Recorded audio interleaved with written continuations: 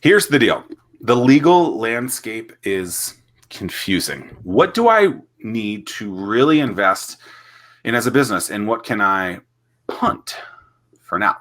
What's up, everyone, and welcome to the Fervent 4. Did you know that only 4% of businesses ever cross the annual $1 million revenue mark? Hello, I'm Zach Miller, author of Anomaly. And with me today, I have my co-host, Tim Ryan, lead man at startwheel.org. Thank you so much for joining us. The Fervent 4 is a weekly show each and every Thursday at 11 a.m. dedicated to sharing insights into growing a world-class business, no matter the climate. Before you leap, it's probably in your best interest to, at the very least, have a conversation with a legal professional so you can have a better idea of what those 4,700 pages of contracts really mean. Please welcome Joel Ankney of Ankney Law. Hello. Yeah. Hey, Zach. Hi, Tim. Thanks so much for having me on. Good to see you, Zach. Joel, did you catch the I felt like that was a very original and creative introduction. I don't know that everyone would have caught this, but I used that in the intro, yeah. And I used that in the title. You're the author of both of these books. Here's the deal, and Before You Leap. Before You Leap was first, and then Here's the Deal. Or is it the other way around? No, Here's the Deal was first. Here's the Deal's first. Before You Leap. Before You Leap was, yep. Look at you. Hey, and I always like to let people know that these aren't just books with covers. There is words in them. So congratulations for that. I want my third book to be, does that mean there's a second book coming? I want my third book to just be a cover with no words in it, because I think that would be fun. It's called a business plan. Ah. So Joel, what got you into legal many moons ago? Oh, that's a great question. Desperation, I guess. I graduated from college with a degree in organizational psychology. What college? Brigham Young University. Good old BYU, 5-0. Yeah. Solid, right? Yeah. Hey, running through the independent world right now. Right, exactly. I grew up on the East Coast, so I have other schools that I grew up in Maryland, so University of Maryland is always is my home school essentially. I like turtles. Yeah, me too.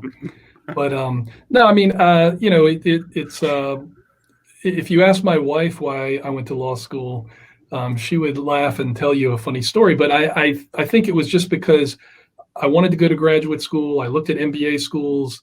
I did organizational psychology in undergrad because I didn't want to be in the business school. I wanted to take the fun classes in the business school, but not the hard classes, the accounting, the financial analysis, stuff like that.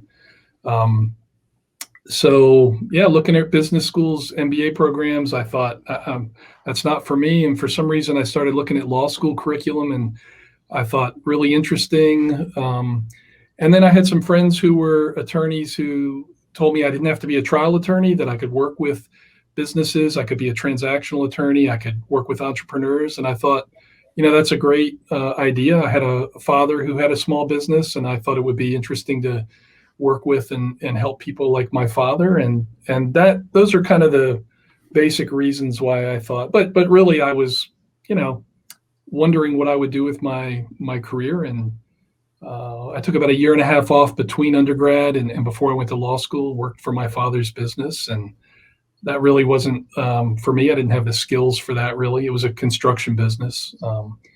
So that's it. That got me to law school. And when I got there, I realized I liked it and I was pretty good at it. So that's cool. Do you think that because your father was a business owner, that kind of led you down that path, if you will, so you could see how he was thinking about that instead of kind of the employee mindset? It was more like the business owner mindset. Do you think that? I mean, I know it was a long time ago, but did that lead you towards any of that? Oh, I definitely think so. And my grandfather was a small business owner as well. He owned a very well-known gas station in Rockville, Maryland. It was right in the middle of the town. Everybody knew about the gas station. So maybe it's in my blood a little bit. I'm not sure, but certainly watching my father and also interacting with some of my father's clients, sparked some interest in me to kind of run in that circle or do that kind of work. It would be interesting to find out if there was an entrepreneurial blood type. Yeah. Yeah, I Be agree. positive. Well, and I wonder, and maybe it's not a blood type, but maybe it's more of a personality trait that, Yeah. I perhaps don't for think it's a some. personality trait. Okay. Because on those what is like Myers-Briggs and things like that, like I feel like they're all over the place. If we were Gotcha. thinking of just like that. But who knows? Maybe there I, is. I Maybe don't I'm know. I wrong. mean, I have four sons, four adult sons, and they all, in one way or another, have what I would call a kind of an entrepreneurial mindset. They like to work on their own. They like to pursue their own ideas. They like to prototype stuff. That kind of thing. Maybe that's nature or no, it's the other way around, right? Nurture instead of nature. I mean, they grew up in that environment, so. What's interesting though is I didn't. Right. Huh. So I didn't grow up in an entrepreneurial mindset, but then as soon as I started being around it, it was like an on-off switch, and I was like, boom, I'm in, and I got it, and I was like, And so I asked this question about schools a lot because I feel like it wasn't something that was sold in school where you learn like, oh, you can do this business thing, and maybe it was, but I wasn't listening, I guess, and so it made me think that, oh, once I learned about it, I was like, oh, this is definitely me. And then as I look back, I'm like, okay, well, maybe there's things that I did that were entrepreneurial. Like every young kid, I mowed lawns. I figured out how to make donuts and sold those on the street corner, I guess. Nice. I probably just ate them. That's probably, lemonade stands, things like that. I feel like there could be more of those things that would help encourage that, but who knows? Yeah, Tim? I mean that's a good point. I mean, my youngest son just graduated from Kempsville High School, and he was in the Entrepreneurship Academy. Okay. And actually, his team won the last pitch contest that they did, and it was a great place for him to be because it allowed him to use his creative thinking and so he had a really good experience. And winning that pitch contest was like, I mean, it's still, when you talk to him about it, Yeah, it's a home run. Absolutely. Tim, cool program. what did I think it was Megan who said this, or maybe Ashley, who were two of the individuals that are, I guess Ashley is one of the main teachers, and Megan is, I guess, the big advisor of that. I can't remember the exact titles, but what did they say? Entrepreneurship. They said like entrepreneurs. They want people to think entrepreneurially was like the big thing, which I 100% agree with. I know Tim does, but that was something that was powerful out of that program. And I think if people were to think more entrepreneurially, right, that would be very helpful in the world, or at least the United States. Yeah. Joe, how long have you been practicing law then? 29 years. Oh, wow. Wowzers indeed. And then has it always been in the entrepreneurial space, or did you slowly work your way that way? The first 3 years of my practice, 3.5 years, I worked for a large law firm doing environmental law. And there's a whole story behind why I did that. But graduated law school in kind of a mini recession. And so that was the position they had for me. I liked the law firm a lot, so I took the position. Then I spent about 8 years after that. I spent with another large law firm. And that's where I really got into I was on the corporate team, the transactional team. I happened to work with one of the partners who did a lot of closely held business entrepreneurial work and transactional work as well. So he really trained me up. And then about 18 years ago, I started my own law firm, and I've been, business law, kind of IP, intellectual property law boutique ever since then. Interesting. What's your take on the gray area? I mean, I think that as we were talking about just a few minutes ago, I think one of the things that's so inviting for entrepreneurs is the fact that they can call their shots. They can set their own schedule. How does that translate into the legal world where, sometimes it is fairly black and white? Oh, well, that's, I was thinking about that question this morning because I know Zach had kind of indicated that we might talk about timing, like when do you want to come talk to an attorney, or how long can you wait, or do you even need to come talk to an attorney? In my world, I don't see a lot of black and white. I see a lot of gray. And so I don't have a lot of, defined rules or bright lines or we kind of, as my clients are entrepreneurial, I try and be part of that entrepreneurial team as well. And so I guess when you say black and white, I'm curious, are you asking me about, are there specific legal issues that have black and white answers to them, or? Yeah, I suppose, I guess I'm thinking just in the sense of, it's just really tough working with entrepreneurs that are type A and that they just want to go about things their way. It's tough to keep them within their bounds. And from a legal standpoint, it's like, whoa, man, pump the brakes. You can't go down this road. You just described one of my best clients. He's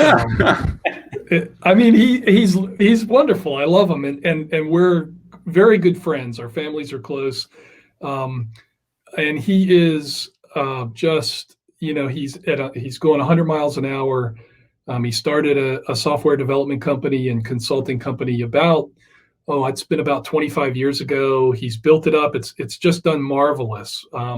But there are times where I kind of, cringe a little bit or get a little anxious about, it's what's the phrase, ready, fire, aim kind of thing. I'm the aimer, right? I'm the guy who's supposed to help you aim. And if you go ahead and fire before we aim, then, that makes me feel, sometimes we have to back up and kind of backtrack and do some things. But honestly, it's all about risk management, right? That's when we're talking about a small business or any business, really, it's all about risk management. And that's part of what I'm there for, is to be on the risk management team and help you understand, what kind of risks you're taking and what kind of exposure you might be, putting yourself into. But, in the end, do I have and he's not the only client like that. He's just one of my good friends, and we laugh about things sometimes because it's very easy for me to call him up and say, hey, you need to slow down on this, or you need to let me look at this, or you need to, what were you thinking? Why did you do this kind of thing? And we can laugh about it and then kind of figure out how to, to rewind a little bit and get things in order. So it's definitely part of what I do, is not just do the legal work for you. I'm part of your team, I hope. That's what I want. So in that same spectrum, I'm gonna say something. You might cringe at it, and then lawyers are expensive. Small businesses, a lot of businesses that are early on struggle to figure out their finances. So how do they then take that mindset that you have that is probably 100% correct, but then actually put that in with some street smarts, if you will, not that yours isn't street smart, so that you actually don't spend all of your money on the legal team and you actually can have some money on some other stuff. Because, I've heard stories of someone has a $10,000 budget, if you will, and they spend $10,000 on all of their legal fees and they have nothing to actually grow the business. I know that seems a little extreme. You'd be surprised at how many people are spending money on things that are like that. So how does a business understand what they should, and maybe this is what Tim was talking about from the black and white perspective, how can a business understand, okay, this is what I really need to do from a legal perspective, and this is something that I'm being advised to do from a legal perspective, but it's okay if I probably don't. And I know that you probably can't say an exact story in this, but where's the wiggle room in that? Because all you really need is to become legal and you're good to go, or do I need to have these 47? At some point, you got to generate revenue and not spend all the money that you've been saving up, I guess, right? To be very self-serving, you really need to talk to the right lawyer. Well, I would expect a good salesperson to answer that way, right? And what I mean by that is that, a big part of what I hopefully help you do is, I'm a filter. And what I'm going to do is help you filter out what issues you need to work on now and what issues you can wait to work on later. And let me give you just a quick example, I had a phone call just a couple of days ago with a startup company that I didn't help start them up, but they got my name from somebody else. They were thinking about they need to register a trademark. And so they called me. We had a 15-minute phone call. I did not charge for that phone call. I kind of consider a lot of my initial stuff to just be part of my marketing, part of my, client relations kind of work. And as we talked about it, I basically said, I asked them questions about what they were doing, what their business was, what their plans were for perhaps expansion. And we talked about two things. The first thing that we talked about is maybe they didn't need a federal trademark registration right away. Maybe they could wait a couple years for that. Maybe since they were just local, they just could have a state trademark registration. Much less expensive, still gets you in the public record, still gives you some states' rights, things like that. But the other thing I talked to them about was they probably didn't need a trademark registration right now. They could maybe budget for it sometime in the future.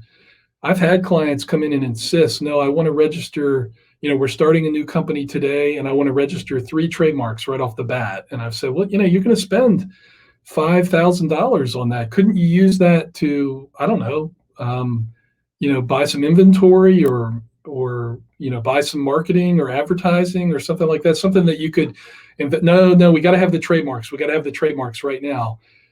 We talk a lot about what trademark registration means, what it's good for, what it doesn't do. And, this particular client, not the one I talked to this week, but the one that wanted the 3 trademarks, insisted. We did it. We got all the trademark registrations, and within a year they were gone. They were out of business. And so, the money was poorly spent. And I really tried to discourage that, but they sometimes there's no way to change if someone's going in there gung ho.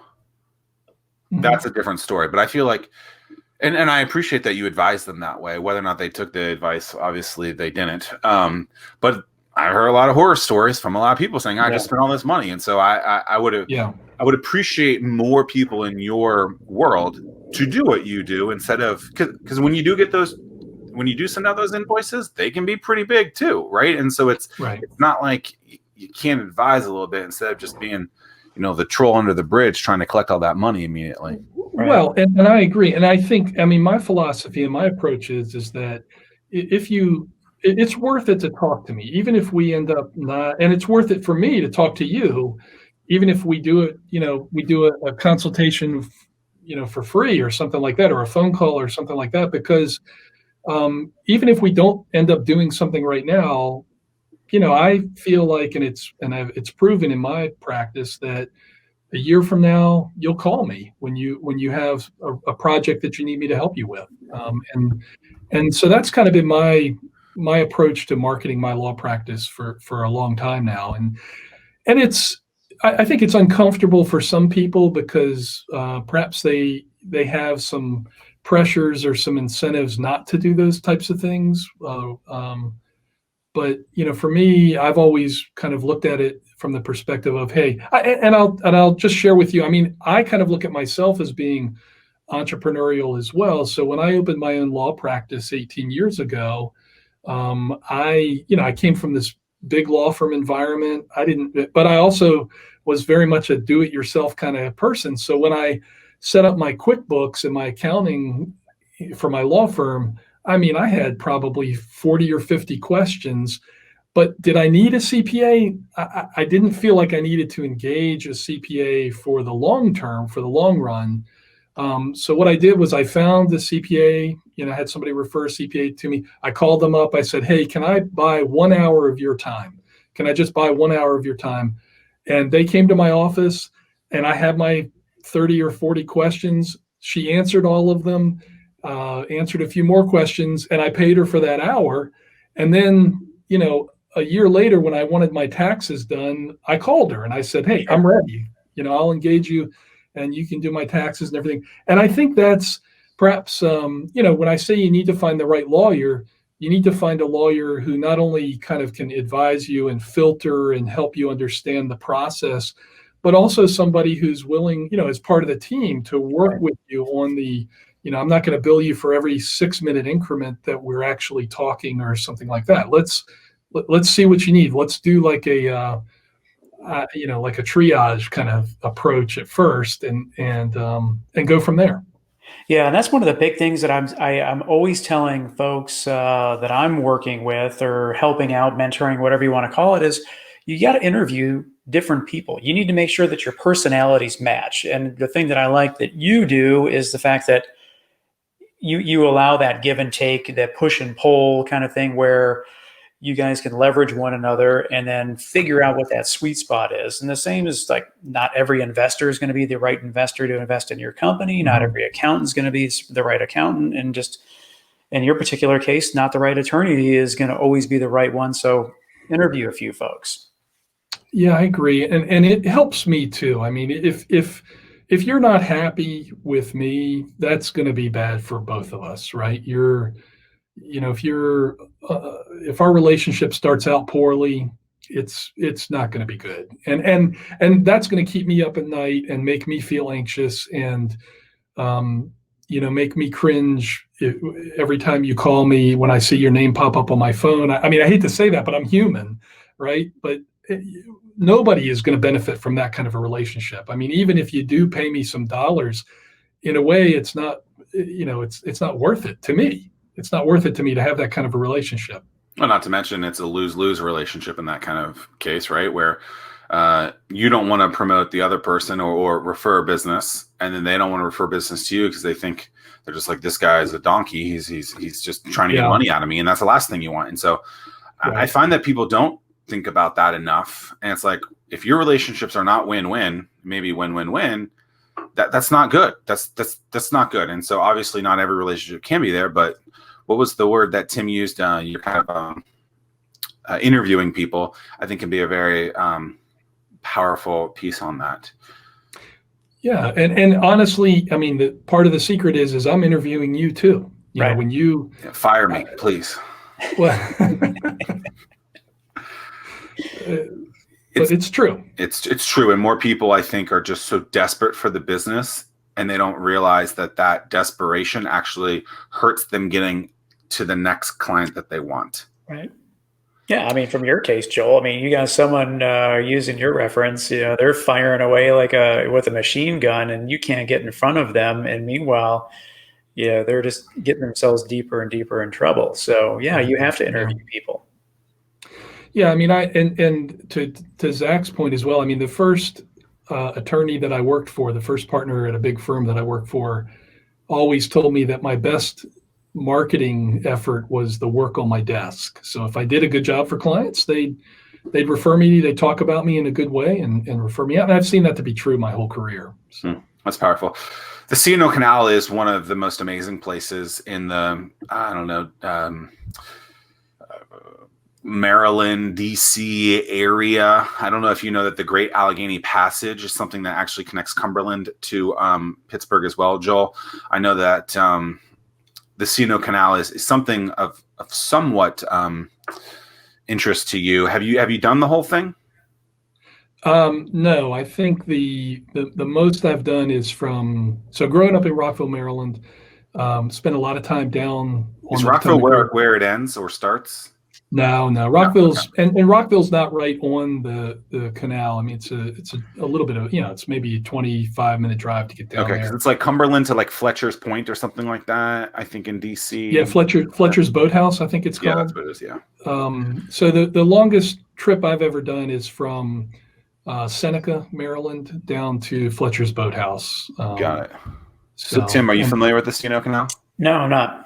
So it's 185.5, 184.5 canal flat trail, like little thin gravel. My dad and I did like 160 miles of it one time before I quit, like a little kid in 7th grade. What a loser I was that day. Stay hard, man. What did you say? Stay hard.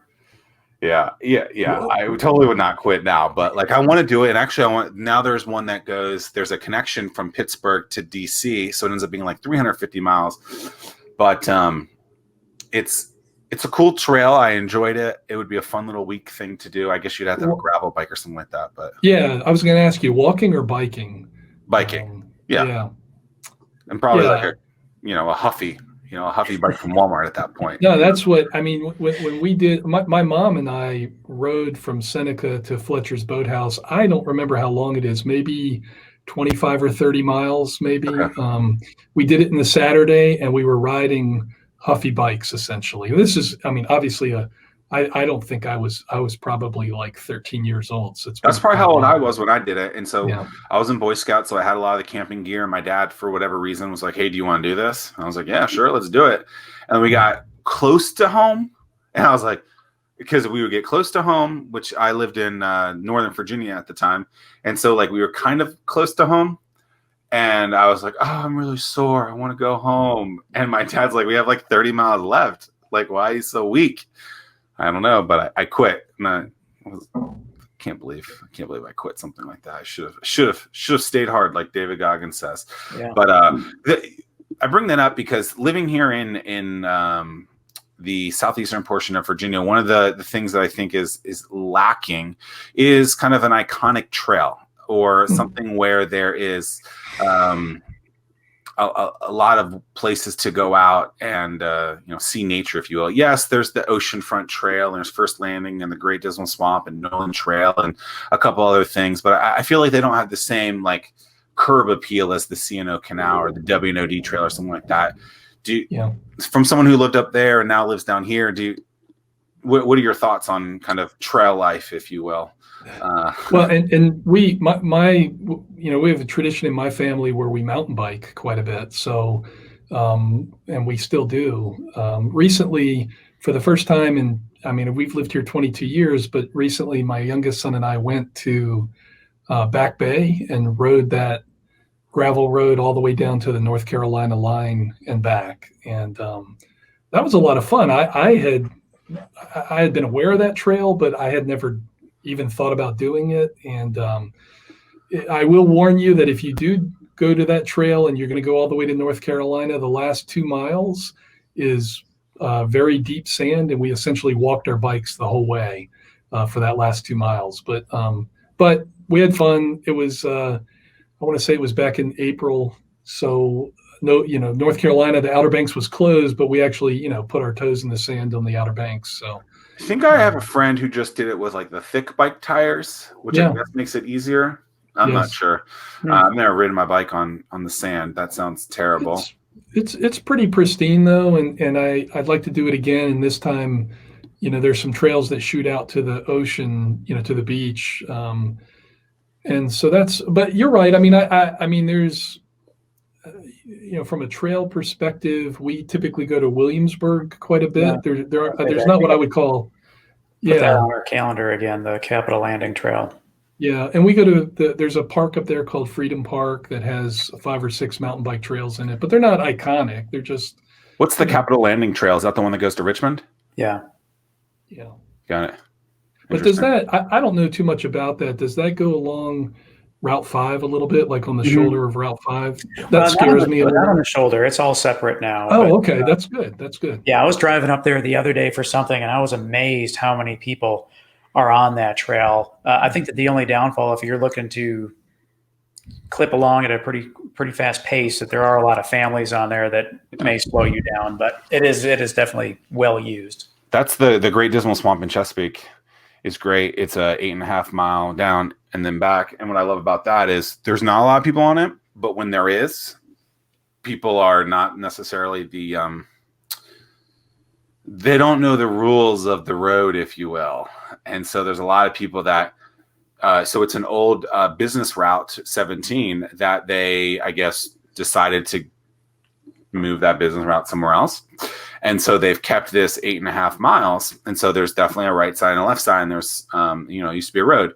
Well, every once in a while, you get a lot of people that are in big groups that, 4 to 7 wide, and they just think that they can take over the whole thing. And it's like, and some people just don't look. And then you got me who's, trying to go a decent speed, not Jan Gerard fast, but, if he's listening, he'll laugh at that. So the guy who goes like 24 miles an hour, and I'm not going that fast. But like you got these people, I'm like, I'm not trying to hit you. And then you got their little kid behind you and you're like, he's on their tricycle and you're like, But yeah, the Capitol Trail, maybe that's something I should try out. We got a question from Lauren Small who says, what can entrepreneurs expect around fees and pricing to work with a small business attorney? Her only experience is with the divorce attorney. Heavy sigh. What do you think? I can tell you, what to expect. The best way to answer that question is that when you interview a lawyer who's going to help you with your small business, you should ask that question once you guys have talked about what it is you're going to ask the lawyer to do. And so, for example, if you're engaging me to start a limited liability company for you, I usually charge a flat fee for that. And it could be, depending on the complexities of what you're asking me to do. If you're if they're going to be one or two members and it's going to be very straightforward, you're going to pay about $500 for me, at least. There are other people who charge up to maybe $1,200 in the area. From a legal fee perspective, you might be looking at somewhere between, $250 to upwards, depending if you're at a big law firm, you might be looking at somebody who's charging $600 an hour. And is that where the discrepancy or the delta is between companies? It's just that some people charge a higher rate, or because I'm hearing lower numbers, but then I've seen people get bills for hundreds of thousands of dollars on things. Right. And I guess that's more very specific stuff, but I've never charged anybody that much money, but the thing about because I've practiced for this amount of time and I've worked with so many, hundreds, maybe even thousands of entrepreneurs. If you bring something to me, for example, you bring me a lease to look at for a new retail space or a new office space, or you bring me a contract, a software license agreement for a piece of enterprise-wide software, I can generally look at that and tell you, hey, look, it's going to cost about X number of dollars for me to look at this for you, flag big issues, make some suggestions on how to resolve those issues. And then, if we get into negotiating, it's probably going to cost Y dollars to do that. Attorneys, a lot of times, lawyers are reluctant to perhaps quote fees or estimates because the nature of our business is that a lot of times we're working with very unique projects. And so what I might charge one person or what one person might pay me to look at a contract might be entirely different than what another person might pay me, because the second person's contract may come with all these really strange facts. I'm working on a shopping center lease right now out in Chesapeake, where the facts about ownership and cross easements and cross maintenance agreements and things like that have required that we spend a lot more time looking at a number of legal documents and then tailoring the lease to fit those legal documents. But again, my big thing is, tell me what you're looking at. I'm always willing to give you an estimate or a quote of what I think it's going to take based on my experience. In cases where it's going to skyrocket and get crazy, how often should someone be asking, like, hey, like, I get what you're saying, where they don't want to give you a quote or an estimate because they don't know. Right. But if someone is anticipating a $5,000 invoice and they get a $50,000 invoice, there's a huge discrepancy there, and I think that's where a lot of people get ticked off. Like, where should the business owner, the person that's requesting that contract work or your expertise, where is it in their right? Maybe right's the wrong word. Where is it in their kind of sphere to start asking questions on, like, hey, can you not go past this amount? Like, is that what they should be doing? Because I feel like, just like with business, legal work is kind of the same, where it's like, hey, like, I don't want to get screwed here. I only have this much money to spend on this, and then I get a bill that's 5 times the amount. Well, what do I do here? Because I owe it, right? Okay, great. I think that from my perspective, it's all about communicating with each other, right? And maybe that's, I know that, for example, if you talk to my mother, she has an idea of what a lawyer should be and how a lawyer should work. And maybe that's generational, but I want you to be very open with me. I want you to communicate with me. I want you to, during our initial conversation or our first meeting or something, I want to know those kinds of things. I mean, I am definitely not the kind of person who's going to say, "Hey, look, I'm going to quote you a fee of $5,000." If I see things starting to get crazy on my end, if I see us hit that $5,000 mark within a couple of weeks, I'm going to be concerned. I don't want to send a client an invoice that's going to surprise them. I hate surprised clients. They make for bad relationships. And so I think it's all about management. You really ought to manage the lawyer. And I'm willing, I'm part of the team, right? You ought to manage me like any other team member. And if you ought to have an expectation that if I think that things are getting out of hand from a billing perspective, I ought to tell you. I ought to let you know what's going on. I certainly don't want to send you a $50,000 bill for something that you thought was going to cost $5,000. But it's part of that interview process that Tim has talked about. I think you should not feel afraid to ask any lawyer these what sound like hard questions, but really ought to be just part of defining the relationship. DTR, define the relationship questions, right? You ought to have those with your lawyer and with your accountant. Yeah. Yeah. One in particular that I'm interested to hear your take on is when a company raises capital. And this, to me, this is a sensitive thing. I mean, and I know that there's every case is going to be different. I get that. But, you have a client, you sit down, you have this interview, and they're like, yep, we want to raise money. Next thing you know, they open up a round, they raise a couple $1 million. You need to be really, really careful from who you hire from a legal standpoint that they're not the dollar signs that now I know how much they have in their account. Mm-hmm. And to me as an outsider, I would think that it's roughly the same amount of work, depending on, maybe there's a syndicate lead but in terms of paperwork, what can someone that's investing money expect to see in terms of buttoning up all of the legal pieces of paperwork when you're raising money? So I have some experience with what you're asking, but most of my capital raising for clients is, friends and family, private placement types of deals. But they're still, require a good amount of paperwork and can raise a good amount of money. If we're talking about something that's going to require some sort of a filing or a little bit more sophisticated capital raise, I have a colleague that I refer those to as well. And sometimes, like right now, we're working on one of those together where I handle the transactional side and she handles the securities regulation side of it. But again, no matter how big or how small the capital raise, I still approach it the same kind of way. And part of what I do is I quote a budget. I think you should budget, $10,000 or $15,000 in legal fees.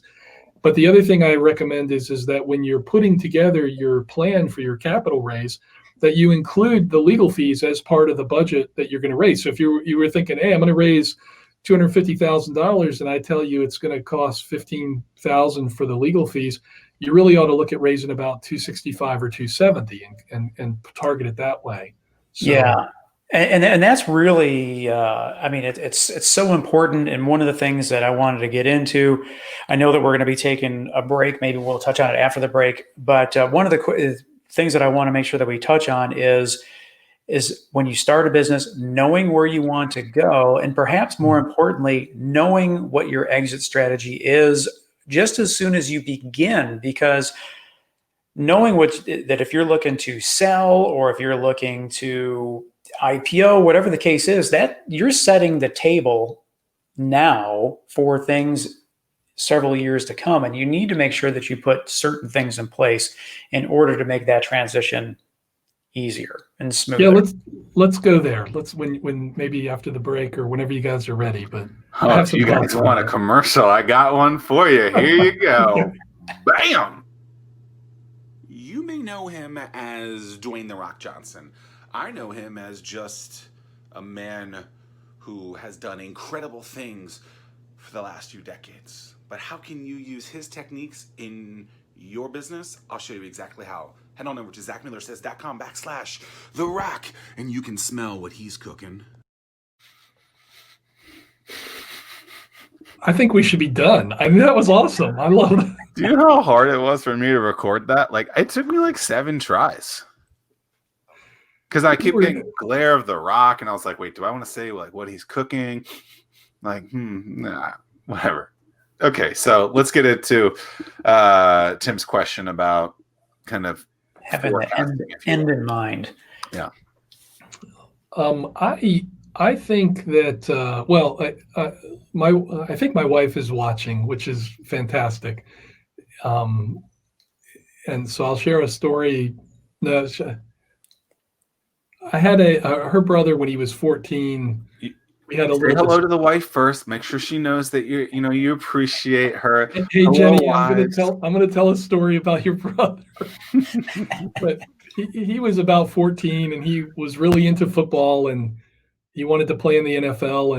And I think there was some family concern about his focus on that. And I happened to ask, what's your plan B? And he gave me the wisdom that, if you have a plan B, that means, you don't have any faith in your plan A. I don't know if that's necessarily true. I just like alternatives, I guess. But to Tim's question, people ask me this pretty frequently when they come in. I mean, they certainly have, a lot of people have a vision for where they want their business to go. And hope for what will happen, and then they try and plan around that.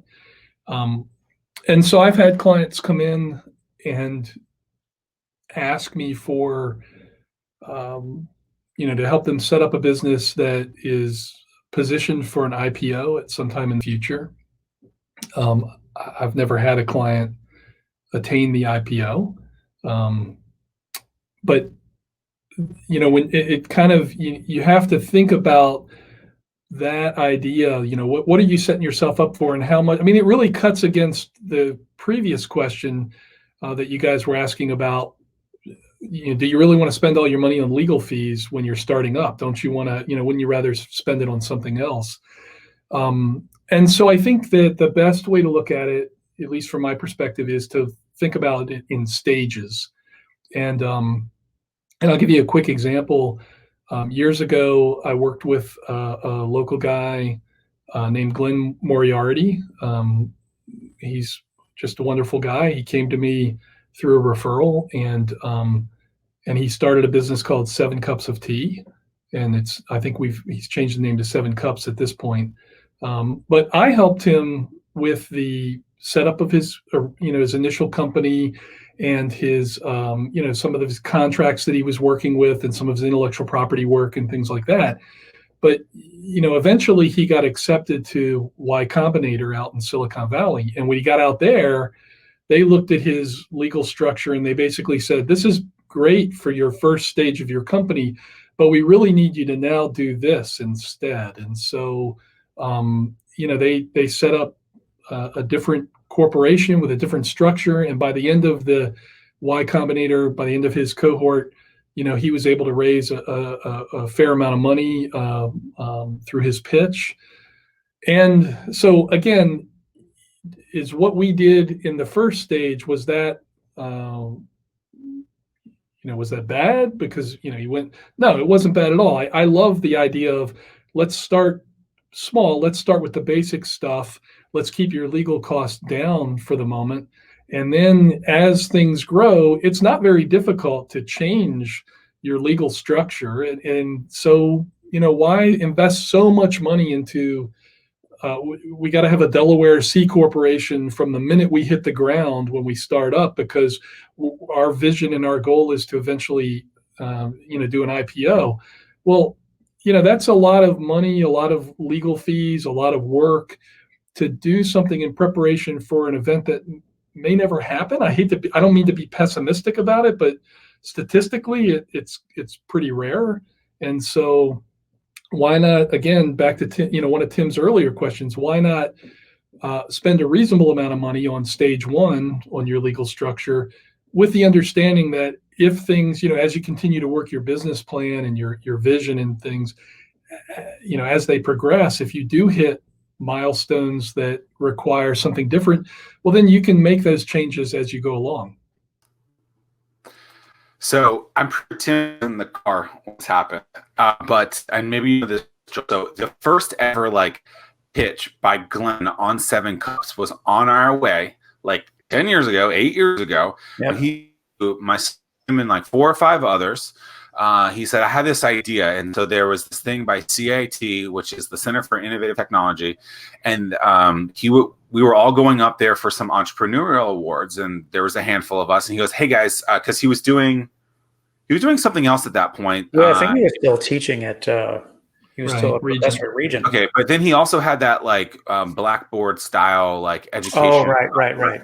There. Yeah. And so I guess his wife was a psychologist, or he's a psychologist, or something like that, whatever it was. And he's like, I have this idea, let me pitch it to you guys. And so we actually have it recorded. I thought about finding it right now and posting it here, but I didn't. But literally his very first pitch of 7 Cups of tea at the time, car with Tim and I and a handful of other people. He then, a few months later, pitched that idea at a Start Norfolk that we had, I think Start Norfolk 3 or 4, got second place. And then I remember when he got into Y Combinator, he called me. I was in a Harris Teeter at something in a grocery store, and he's like, hey, I just had to talk with Paul Graham. He likes it. I think they're going to make it happen. And so I didn't know that you guys were working together in that, Joel. That's really cool. But I mean, that it's crazy to think of full circle, how those things happen. And, also just from the relationship standpoint, you never know who someone else knows. So don't burn a bridge. I think too many people are stupid about that. Here we are. I had no idea we have mutual, friends in that, and there it is. But Glenn's come a long way with that. Super smart dude, and that's really cool. And I should find that video somewhere because it was interesting. It's probably very similar, but the idea was, hey, you have an issue. You don't want to tell your mom. You have an issue. You go call the doctor, but the doctor can't see you for 4 weeks. Who do you talk to in between? Yep. And at the time, he was like, oh, you just pick up the phone and talk to the person. But what he didn't realize is that people didn't want to talk to someone. They wanted to text someone, at least at that point. And so that's pretty cool that you guys were associated together. Yeah, it's a neat idea. I have a feeling that we have a lot of mutual connections. I'm a pretty introverted person, and so and also I have a lot of confidential information locked up in my head. So right. But yeah, I think if we started naming names and I started listing off clients, we'd find a lot of connections. So. Love it. As a introverted person, how did you end up playing one of Dave Matthews' guitars? Saying that I've played one of Dave Matthews' guitars, that hook is the best part of the story. But there was a career where I was an entertainment lawyer, in addition to all the business work I was doing. And I represented a band called Fighting Gravity out of Richmond. And the lead the lead guitar player, songwriter, band leader, a guy named David Triano, they were doing a gig up in Charlottesville one night, and whoever was loading out all the guitars into the trailer left the trailer to sit by itself for a while unlocked, and somebody stole all the guitars out of the trailer. And so when Dave heard about this, he knew David Triano, and he heard about this. And so he gave David one of his guitars as a kind of a long-term loan until David could, figure out how to kind of rebuild the guitar collection. And so when Fighting Gravity came down to Newport News to play at a show, there was a club in the Ankney Hotel up in Newport News. I can't even remember what it was called, but we had dinner before the show, and he looked at me and he said, hey, you want to play one of Dave Matthews' guitars? And I was like, absolutely. So we went backstage before the show, and he handed me the guitar, and I, played it for 5 or 10 minutes. And I have that story for the rest of my life. So. When you got to play the guitar like way up here and yeah, right, yeah. Well, and it wasn't even plugged in or anything, but it's amazing. You don't tell us all the details. You played his guitar. That's all that matters, right? Played the guitar. That's why I say the hook is the best part of the story. Yeah, I was thinking that he brought you up on stage and you guys were jamming for a while, or that's still a cool story. Yeah. You were his satellite. Yeah. I want to talk about these. So I don't think a lot of lawyers. I don't think when you think about a legal professional writing a book, let alone two, and my guess is there's probably more in there for you, right? You probably have more books in there for you, maybe. I don't know. I'm getting kind of old, so it's a process that does it is out a little bit. So, well, what's the concept though to write a book though? Like, why do you need a book when everyone needs your help? It kind of goes back to the introverted marketer at some point, but I wrote the first book and the second book as well because I like to explain the process. I don't like my clients to be surprised. And for example, if you're buying a business or selling a small business, there is a pretty involved process. And a lot of people think that once they, let's say a buyer is going to buy a small business and he or she has essentially cut the deal with the seller. They've agreed on price and things like that, some of the basic terms. And then they come to see me and they say, okay, we're ready to do this and let's get it closed. Sometimes, I have somebody who came in to see me earlier this week who said, yeah, we want to close in a couple of weeks. And that's possible. But a lot of deals, the process takes a lot longer than that, especially if there's a bank involved or a landlord involved. So the idea to write the book was I kept getting asked questions, the same questions over and over again for the last 20 plus years. And I thought, what would be awesome would be to have a book to just give to somebody when they came into my office and said, I'm thinking about buying a small business. And I said, well, here's a book that answers probably, the majority of your questions. I did a deal a couple of years ago where I gave the client the book and I said to them, hey, you're going to have a lot of questions, but before you call me, if you want to save on some legal fees, look in the table of contents first and see if the book answers your question. So I love to explain process. I love to have people understand what they can expect. And that was but from a marketing perspective, I wanted to have something that I could talk about other than myself, if that makes sense. If I go to a networking event and somebody says, what do you do? And I say, I'm a business lawyer. Well, we're a dime a dozen, right? We're more than a dime a dozen. We're just, so what would differentiate me? Well, if I say, I'm a lawyer, a business lawyer, but I also just published a book last year about, starting a business. Now we start talking about the book and they start asking me questions about the book. And that is a wonderful way for me to help people understand who I am and what I do. So those are kind of the two purposes. One was to help people understand the process and not be surprised. But two, the second purpose was to give me something that I could talk about when I try and market my practice. The Fervent 4 is powered by the Small Business Development Center, which helps local small businesses grow through counseling. If you're interested in learning more on how the SBDC can help your business, head to startwheel.org/weekly. What's interesting is when I wrote Anomaly, a lot of the same concepts that you're talking about is I kept getting the same question over and over again. And it was, maybe worded a little differently, but it was basically like, hi, Zach Miller. I'm looking to grow my business in the quickest way possible and the cheapest way possible. How could you do that? Or how could I do that? And it's like, well, I've answered this question like in a cornucopia of different ways. And the only thing I haven't done is write a book because I, unlike you, Joel, hate writing. I wanted to challenge myself to do something a little different. And so I wrote this bad boy. But it's the same thing. It's like, I'd been saying a lot of the stuff before, helped people. It was all the things that I had done over the last decade or so. And I agree with you on that. So that's pretty cool. Well, and shameless plug for your book. Oh, I loved it. I really did, because it helped me. I've read a lot of marketing books, and I've tried a lot of different things over the years to market my practice. But your book really helped me kind of it distilled down some things I had read, and it also gave me, I guess, permission not to be so hard on myself, if that makes sense. I mean, I loved your description of the I don't even know all the terminology, but kind of I guess maybe I call it a sales funnel, but just the different stages of the sales process, and allowing myself permission to go through the first 4 or 5 of those stages without feeling a lot of pressure. So I mean, some of the ideas in your book I'm using absolutely, and it's been great. but what's interesting of that is I'm looking for long-term success, not like, hey, I want to get this customer today. Someone picks up the phone and says, hey, I want to work with you. Yeah, I'll probably sell them. But this person I meet at a networking event, or if I happen to go to Gather Virginia Beach for one of your events and I meet someone, the first thing I'm going to do is not be like, hey, let me buy your or hey, buy my thing.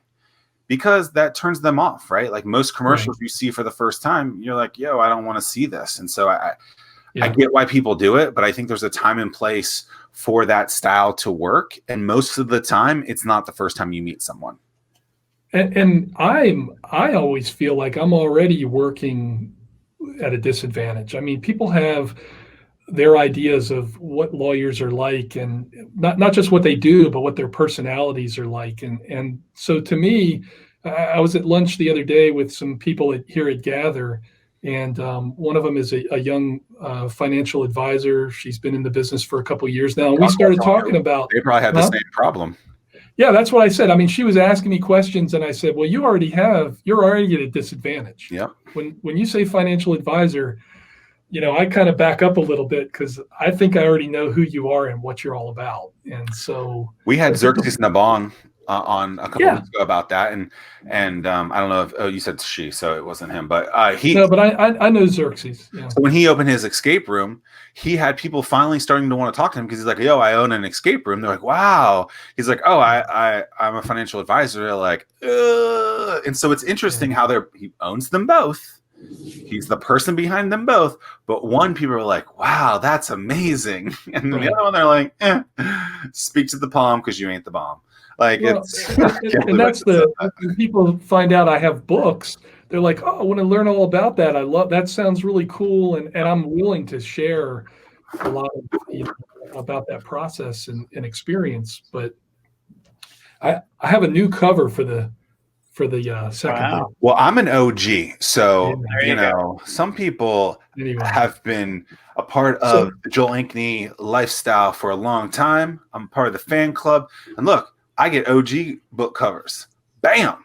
Right, that's going to be a collector's item. You're damn right it is. Yeah, that's going to fund your retirement. Yeah, and you know what? I got the old school Joe Ankney. I can't show that. There's a signature under there that he's also changed. This is the old school part of the retirement. That's fun. Well, you're doing something right, Joel. I mean, you're part of the. Can you talk about how you became part of the Admirals deal? I mean, that's not something that you have to do something right. I'm assuming it probably a relationship or something had to happen to make it possible. So the trigger was the first book.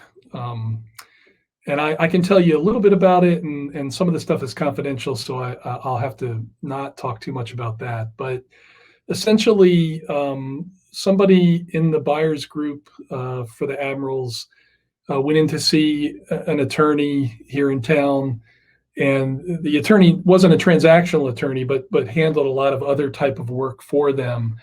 And when they mentioned that they were interested in doing, it wasn't just the Admirals transaction, but some other transactions as well. And did this attorney have somebody that he could refer to? I had never met this attorney. He had never met me, but there had been an article in Inside Business about my first book when it was published. And this attorney had read that article and had bought my book off of Amazon and had the book on his desk. Excuse me. And so he said, you know what? This guy right here who wrote this book is right here in Virginia Beach. You should go talk to him. And so the buyers group came to me, and they, that was it. That's how it happened.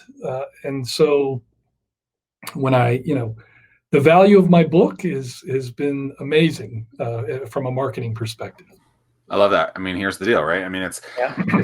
so do you think here's the deal, I don't think necessarily explains what the whole book is, but I do think that the subtitle, Everything You Wish a Lawyer Would Tell You About Buying a Small Business, like I think that pulls it in and really does it. Like, and that's great. I mean, I don't know how much that deal was. It doesn't matter, but the book alone, whatever it took to do that, is it's great. And I've got a number of other stories like that where, I can trace quite a bit of project and legal fees back to the book. So it's been the best marketing thing that I've ever done in almost 30 years of practice. It's awesome. Love it. Joel, is there anything we haven't talked about today that you want to talk about? I've enjoyed it really. And,